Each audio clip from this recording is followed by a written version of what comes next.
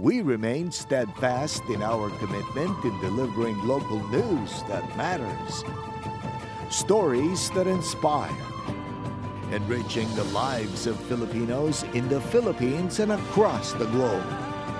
This is your GMA Regional TV. Buong puso para sa Pilipino.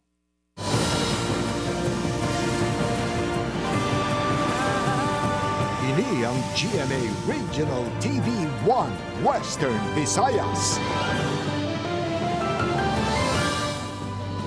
May hapon mga kapuso, ining 1 Western Visayas. Sadsaran sa kamatuoran, kagwala sang ginadampigan. Ako si Eden Priatos, live ikan diri sa GMA Bacolod Station. Magadulong sa inyo sang komprehensibo nga mga balita sa Kabisayan na katungdan. Ako si Caitlin Revilla, live sa GMA Iloilo Station.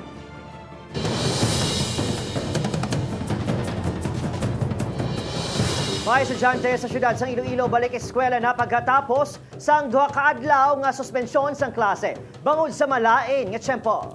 Pila ka estudyante naghingagaw sa pagpa-enroll, kakulang sang classrooms, problema gyapon sang pila ka mga eskwelahan. Ini ang itutukan ni John Sala. Sang Martes pakuntaan ng pagbalik eskwela sa mga pampubliko nga eskwelahan apang bangod sa pagbaha sa madamong nga lugar sa Iloilo City, gidsuspindi ini isang duha ka adlaw. Subong adlaw na tigayon nagidman ang klase sa syudad. Ang grade 6 pupil nga si Micaela, excited gani nga magbalik sa eskwelahan.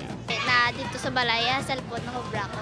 Wala man nakaluwa sa baha, ginkalipay isang Iloy nga si Lizelle nga may face-to-face classes na. Ang bata ya detailed gid ya matudluan sa teacher. Unlike kung face-to-face, especially kami nga mga working moms, we are having a hard time gid nga matudlo pa at the same time maasikaso pa sa work, maasikaso sa kids. Sa Iloilo City National High School nalulupang doon nga malaba ang pila sa mga estudyante kaupo ng ilang mga ginikanan nga naghingagaw pa nga makapa-enroll. Amo pa lang ni.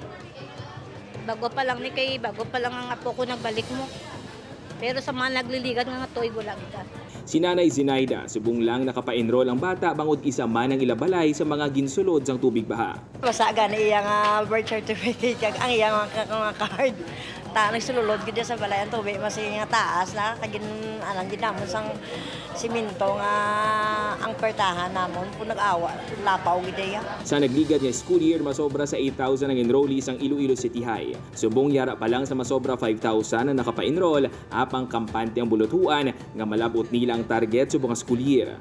Bangod ginako lang sa mga classrooms may mga adjustments nga ginhimo ang eskwelahan. Ang senior high school kag special programs lang ang whole day ang klase. Regular classes namon ang shifting namon from grade 7 to grade 10.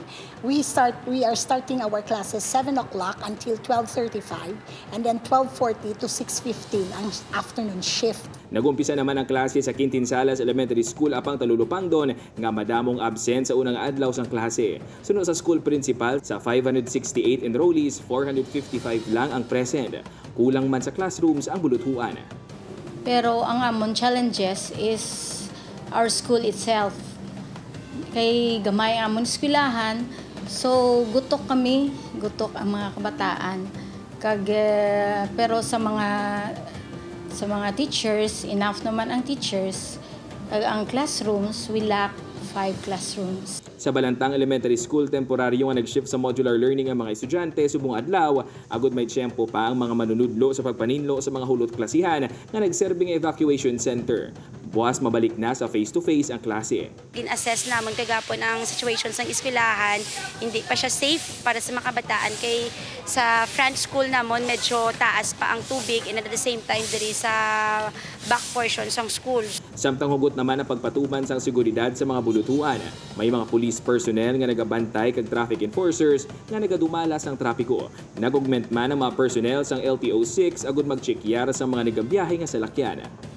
Upod kay Cirilo Duque, John Sala. 1 Western Visayas.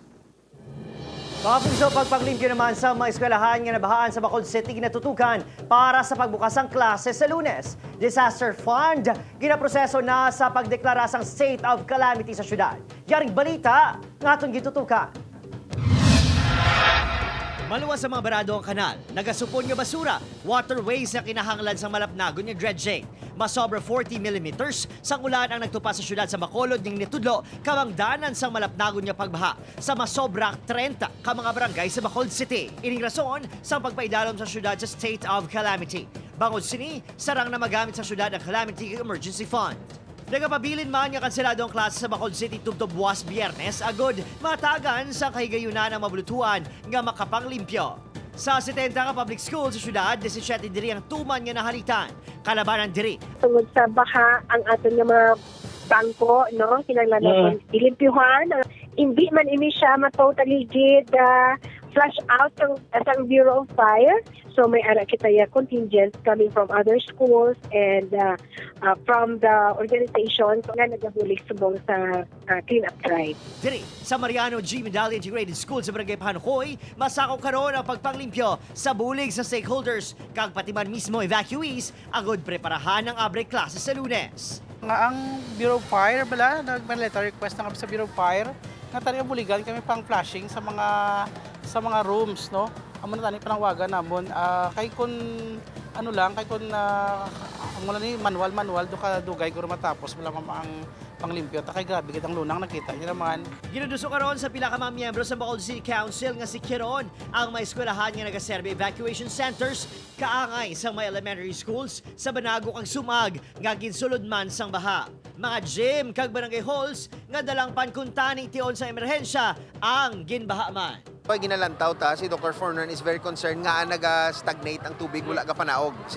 May makakakulangan magiguro sa design structures ng aton nga mga buildings nga hindi agwa kay dapat matabok na nito siya sa piyak nga dalan. We need to study the possibility nga ma-dredge na kita sang mga major rivers na. Especially southern part of Bacolod. Yes, the southern part, no. Kaya nakita nyo man last time it was Singkang ang natamaan, subong kami naman dari sa Sumag, no? Samtang, masobra 10,000 ka-learners pa ang ginapaabot ng makapa-enroll sa Bacolod City umpisa sa Lunes. Opo, Kiril Casillo, Adrian Prietos, 1 Western Visayas. Mga bulutpuan sa Oton, Iloilo nga gingamit nga evacuation centers wala pa makasugod sang klase. Apang mga eskwelahan sa Pavia nga ginhimo nga evacuation center balik normal na. Ini ang gitutukan ni Zen Kilantang live sa Oton National High School. Zen?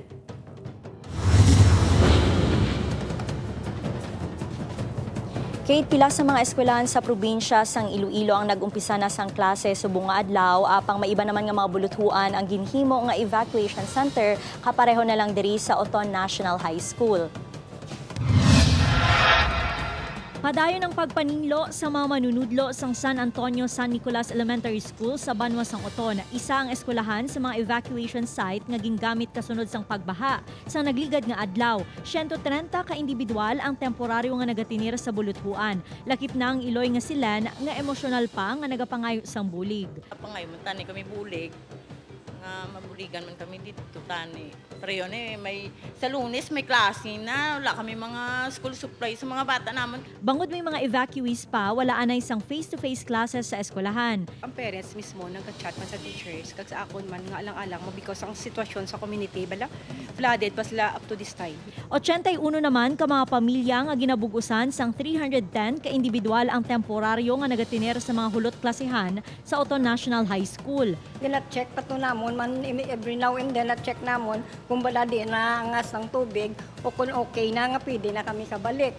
Bangod may evacuees pa, nag-shift anay sa alternative learning ang buluthuan.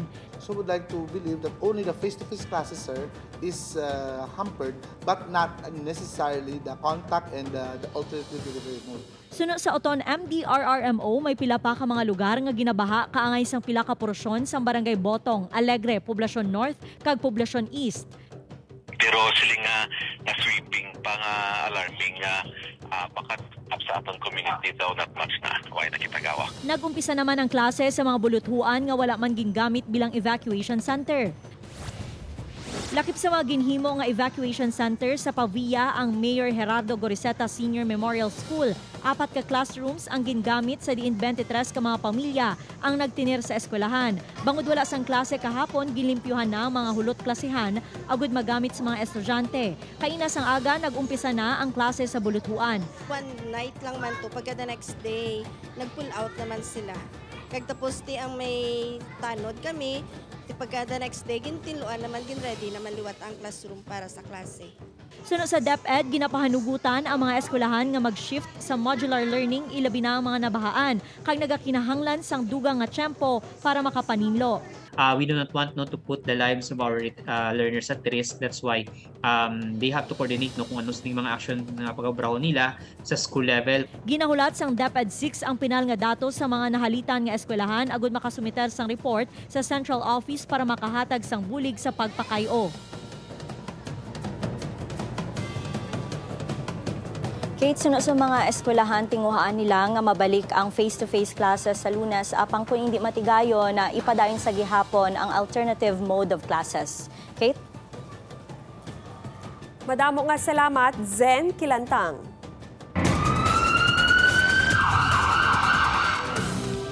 Mao nagabaha paniha pero duha ka mga taga Iloilo City dakop sa bypass operation sa San Carlos City sa probinsya sa Negros Occidental. Masobra 13 milyones pesos nga balor sang shabu na recover. Nakatutok, Eileen Pedreso.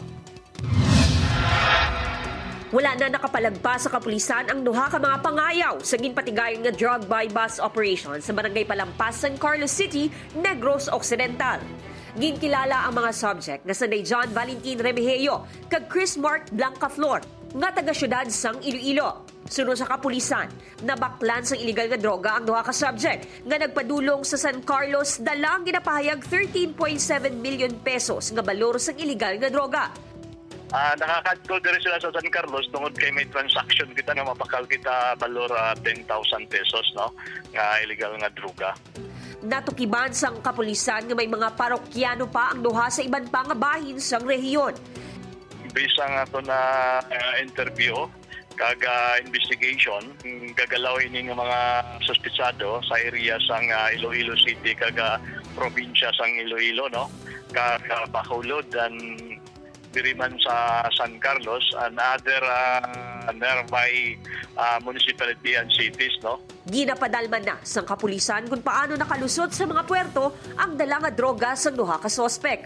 Preso na ang mga ini sa San Carlos City Police Station kag natala na nga pasakaan sang kaso. Upod Geruel Banggoy, Eileen Pedreso. 1 Western Visayas. Boarding house sa San Nicolas, La Paz, ginsulod sang kawatan, samtang Tapsilogan sa Barotac Nuevo, gin-hold up. Ini ang gitutukan ni Tess Ordales. Ginsulod sang wala pa makinilag nga kawatan ng isa ka boarding house sa Barangay San Nicolas, La Paz kay nasang Kagahon. Duha ka mga cellphone, cash kag mga gamit sa mga construction worker ang nataban sini. Sunod sa isa sa mga nadulaan sang gamit mahamuo kag inatulog sang nagsulod ang suspect. Posible kuno nga sa main gate ini naglabay. Dire ko sir sa gate kay ari ang gate malaba man lang ni tapos daw medyo apos buksan blas. Nagapadayon ang investigasyon sang kapulisan nagabulig man ang barangay sa pagtumod sa suspect. Hindi pa kita subong makahatag sa opisyal gig nga kuan nga ning report kon pangayaw o kon diri man lang sa palibot sang barangay ang tagimo sina. 12,000 pesos nga binta sang isa ka Tapsilogan sa Barangay Poblasyon ni Lea Barotac Nuevo ang nataban sang hold-upper. Sunod sa kapulisan, wala sang customer sa kalanan sa nagsunod ang lalaki nga naka-gray nga jacket, jogger pants, may suksok nga helmet kag face mask. Gintayan sinisang pusil ang cashier kag nagdeklara sang hold-up. Madasi ka nagpalagyo, sakay sa motorsiklo ang sospetsado. Pumasok at sinabi nito na kuha ang kwarta kag hatag sa akon kung hindi mo pagkukuhaon, pero ang naka-after na sinabi niya is na binigay niyo yung 12,000. Upod kay Hans Desierto, Tess Ordales, 1 Western Visayas. Wow, kaswerte, mayo lang, barko gikan sa Palawan, nagsadsad sa Parola Wharf. Masobra sa Shin ka mga pasahero kag crew sa mga barko hiluway sa Katalagman. Nakatutok, Ash Liza. Pasado alas 7 kainas ang aga sang nagkinarankara ng mga tao sa Parola Wharf. Ilaging kakibot nga sabay lumodernized boat gikan Gimaras, ini nga barko ang nagdungka sa pantalan. Nagdulo-diretso ang barko tub-tub sa nabunggo sa atop sang waiting shed sa pantalan. Magkibot kami galing ikatalikod ko di kinawa mo na ginabayan kung manok-manok ko. Sabi naman sa manok-manok sa madikta mo kay ang pagtarya, dikta di mo. May kayo kung niuli na kurses ng Manibila. Suno sa Philippine Coast Guard, alas 8:30 kagabi isang naghalin sa Cuyo, Palawan ang MV The Asian Journey padulong kuntani sa New Iloilo Ferry Terminal sa Lapus. Sakay sini ang 109 ka mga pasahero kag 28 ka mga crew. Ginkilala ang kapitan sang barko kay Captain Donald Joey Galon. Along the way nga approaching sila sa Iloilo River ni na-drifted siya due sa baskog na alon, kuryente da naghangin. Hilway man sa katalagman ang mga pasahero kag crew sang barko, subong man ang mga tawo ngayara sa Parola Wharf sang natabo ang insidente. Gilayon man nga nakuha sa lugar ang barko kag nakadisembark sa New Iloilo Ferry Terminal alas 8:45 kainas ang aga. Suno sa PCG, igasettle man sang kompanya sang barko ang danyo sa pagsadsad sini sa pantalan. Pagapatigayon man sila sang investigasyon, agud matumod kung may lapses sa bahin sang kapitan sang barko. Upod kay Hans Desierto, Ashley Liza, One Western Visayas. Mga kapuso, ang GMA Network ang nagapangita sa mga aplikante para sa mga bakante nga posisyon. Sa mga interesado, pwede kamo magpadala sang application letter kag resume sa Regional TV at gmanetwork.com.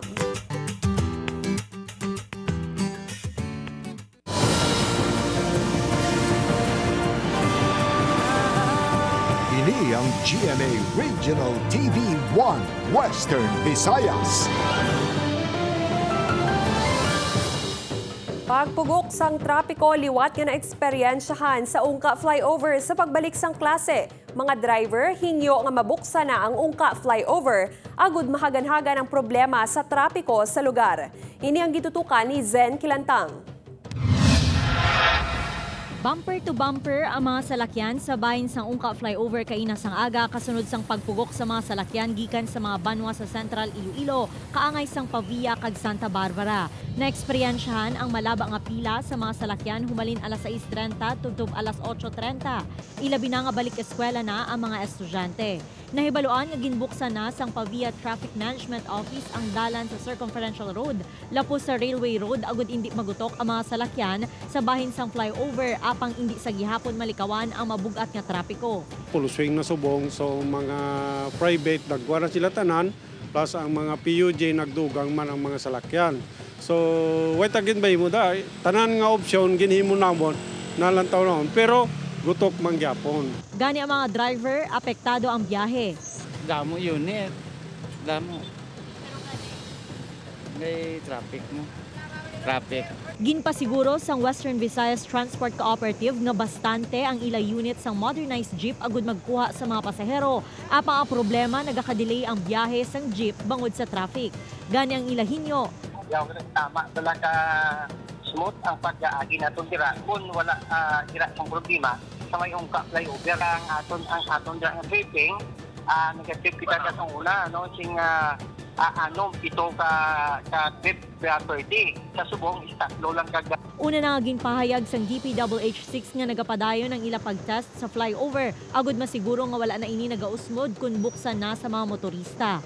Upod Kirmal Porkia, Zan Kilantang, One Western Visayas. Sa Reco Management, ginaduso nga kansilahon na lang kuno ang last stretch sa plebisito sa weekend. Apang anti-JVA coalition ginatipo na ang mga nakalaing ebidensya agud iproklama nga illegal ang minutuhay. Yaring balita ang aton gintutukan. Matapos ginapahayag, nakuha ang masobra 98,000 yes votes sa plebisito. Ginaduso karon sa Seneco Management nga ipaiway ang nabilin nga duha ka adlaw nga plebisito sa weekend. Apang depensa ni General Manager Attorney Arnel Lapore ang cancellation request sa National Electrification Administration ug unya ang hindi tungod nga daog ng yes to JVA kundi agud hindi na kuno maperwisyo pa ang mga manunudlo kag mga bultuan nga naapektuhan sang pagbaha sa syudad. Ang threshold nga kung tani ilalabuton, agud magdaog ang ara lang sa 89,000. Ukon 50% plus 1 nga boto. Sa kabugusan, nga 177,737 eligible voters. Sa masobra 177,000, masobra 105,000 ang nakapasakop sa butuhay. Most of these schools are devoted to evacuation centers subong, no? Sa public schools. So we don't want to compete sa mga trabaho pagit sa mga maestra. Dugang nila pore kung matigayon plebisito sa weekend, hindi naman magbago pa ang resulta sa mayorya. Now even if you are going to give the unvoted, no, which is about 70,000 plus to the no, still it will not be able to reach the 98,000 nga na-achieve sang yes. Apang, sunod sa anti-JVA Coalition, handa silang mapasakas ang kaso batok sa Seneco. Kagneya sa pagpatigayon sa ginapasuni illegal nga butuhay. Wala sang kadalagan sa dinaya nga ginahimo ninyo. Kampanteng koalisyon nga pisar 1.5 to 5 million pesos ang ginaduso nga protest fees ng board, maideyahan sa ilang mga abogado nga makapasaka kaso. Ang mga tao sa Bacolod, kag ang sana sakupan sa sining sa Seneco, inang ma-revolt na kag magkontra na sa mga ginapanghimo ninyo nga illegal kag pangwarta sa Seneco. Wala pa sang sabat ang NEA sa proposal sa Seneco nga kanselahon na ang plebisito. Opo, Kiril Casillo, Adrian Priatos, 1 Western Visayas.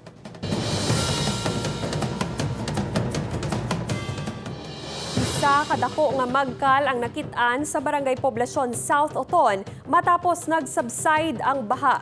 Suno sa uploader sang Laragway nga si Irish Evan, nakibot na lang sila sang nakita ang malaba nga manog nga gindala naman sa mga residente sa karsada.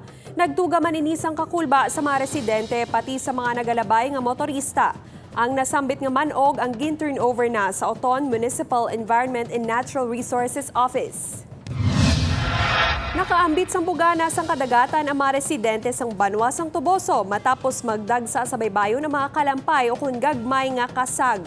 Sa litrato nga gin-upload sang isa ka netizen, makita nga madamo sa mga residente ang gilayon nga nagpadulong sa baybay agud magpanguwa sang kalampay apisar sang malain nga tiyempo. Bugana sa mga seafood ang Banwa gani isa man kapalatandaan nga matinlo ang kadagatan bangod sa pagdagsa sang madamo nga mga kalampay.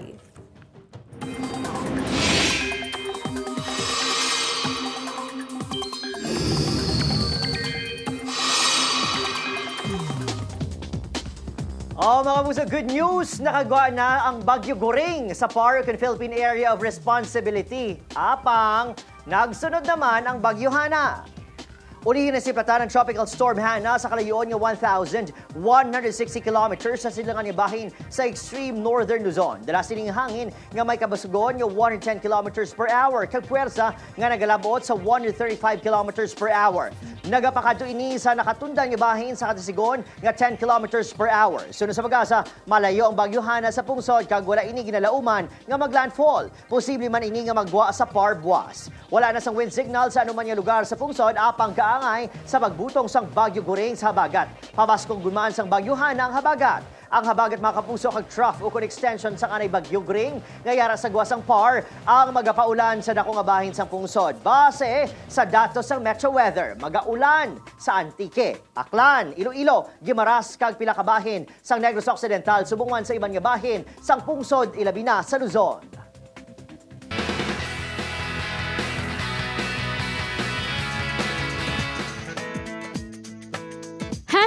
#Proud Artist si Charisse Solomon sa iyagin share ang first ever sculpture sini nga 85% complete na kuno.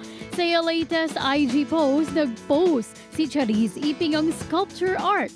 Dream lang kuno sang una sa aktres, kag subong nakasabit na ini sa ila dining area.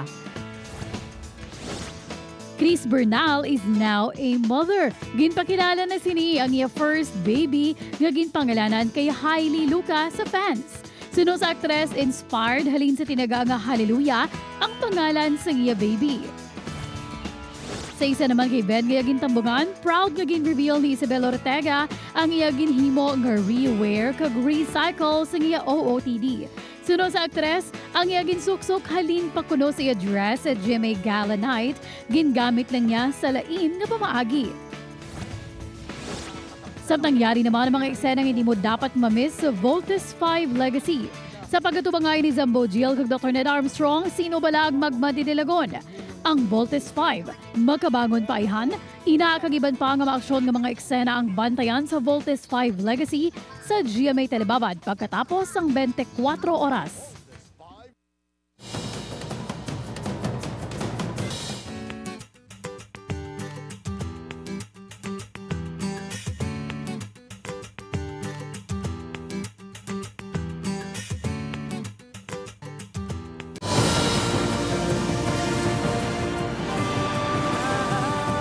Ini ang GMA Regional TV 1 Western Visayas.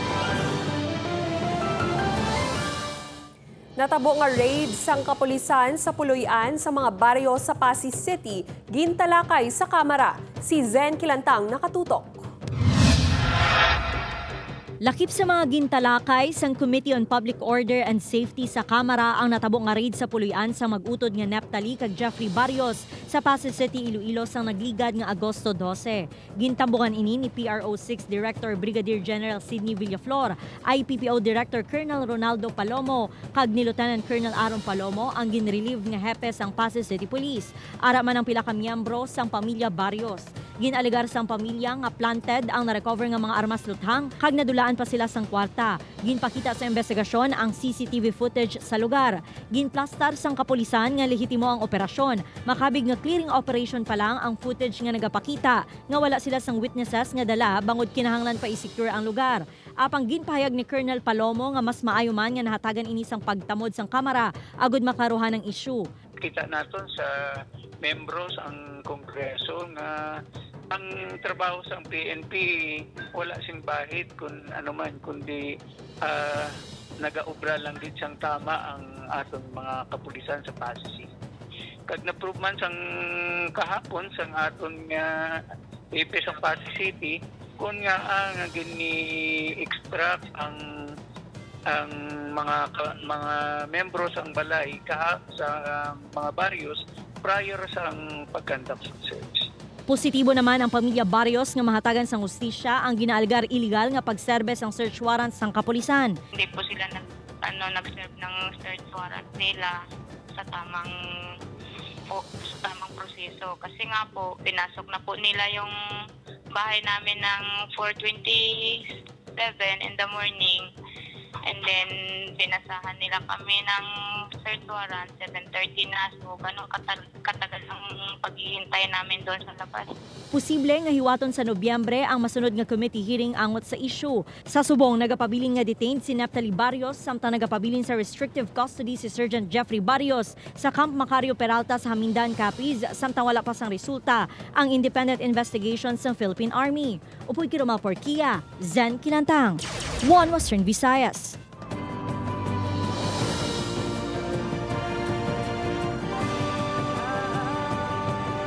Mga puso, mahimo ninyo ang malantaw ni episode sa GMA Regional TV official website, www.gmaregionaltv.com. Pwede man mabisita, kaya click ang subscribe button sa GMA Regional TV official YouTube channel para sa ma-updated nga balita. Kag sa aton mga kapuso diri sa Western Visayas, kag subong man sa aton mga kapuso abroad, madamo gid nga salamat sa pagtutok.